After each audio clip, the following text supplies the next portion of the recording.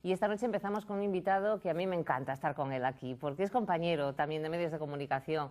Podemos decir que ya es actor, porque él ha sido nominado como mejor actor en los 7º premios de cine asturiano en Madrid, que dirige Xavi Vilarello. Él es David Rianda. Buenas noches, David. Hola, Monse, ¿qué tal? ¿Qué tal? Pues encantado de estar aquí, en tus vecinos. En mis vecinos, que ya como eres un vecinos vecino. que somos casi, ¿sí? Sí, que ya eres un vecino. Tenía ganas de ser yo vecino. Hombre, Kiko. por supuesto, yo también que vinieras. ¿Qué es Duets? Bueno, Duets es un cortometraje, falso documental, que nació en una comida con el director y guionista del corto, con Tito Montero. Estábamos conversando y yo empecé a bromear con él acerca de mi carrera musical, que no era otra cosa que mis vídeos domésticos de cuando era pequeño, pues haciendo bromas, parodias, locuras, tonterías que hacía yo en casa para entretenerme y por matar el gusanillo. ¿Y que lo tienes todo guardado? Pero todo guardado. Y claro, cuando le pasé esas imágenes, él quedó asustado. Dijo, madre mía, lo que tenemos aquí, esto es un filón, esto hay que aprovecharlo para algo.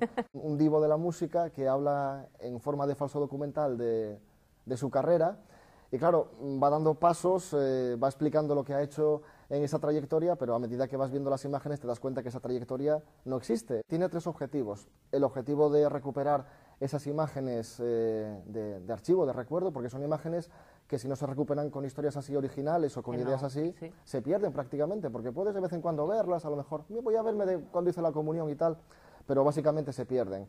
Luego está el objetivo de divertir, con el humor este surrealista que tiene el corto, y luego el tercer objetivo, que es una crítica que tiene el corto a la ley del mínimo esfuerzo. Quiero decir, a toda esa gente que busca hacerse famosa sin un esfuerzo previo, a eso que venden muchas televisiones, ¿no? Estamos cansados de ver personajes que son famosos, famosillos, sí.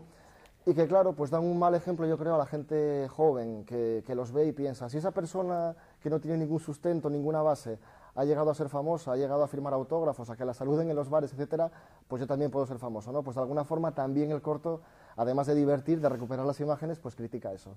Nominaciones en festivales, etcétera. Sí, es que está teniendo mucho éxito en Duets. Sí, y bueno, contentísimos, claro. Tu padre, y muy agradecidos. Tu padre más encantado.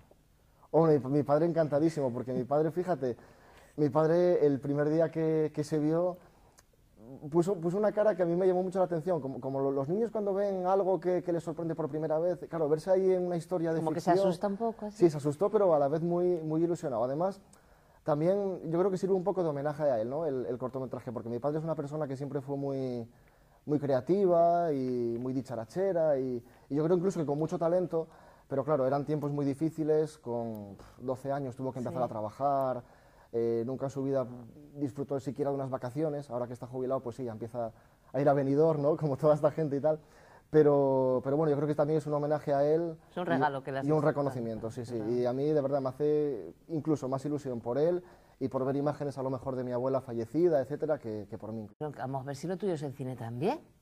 Pues lo que sea, oye, yo me ofrezco para lo que sea, yo ya sabes que... Vas probando para todo. Sí, radio, televisión, cine, sí. Y vas escogiendo lo que... Pero a ti la radio es lo que te gusta, ¿eh? Hombre, a mí lo que más me gusta es la radio, la verdad. La radio porque fue además donde empecé y la radio tiene algo mágico, es donde estoy más cómodo también. Pero bueno, pasar un buen momento es lo importante, o sea, que tú transmitas eso y que quien te esté viendo, pues pase un momento bueno. Yo muchas veces en mi trabajo, como me gusta el cachondeo, me gusta el buen humor, y tú me conoces con las cosas que hacía, tenía miedo de resultar quizá demasiado cómico a la gente.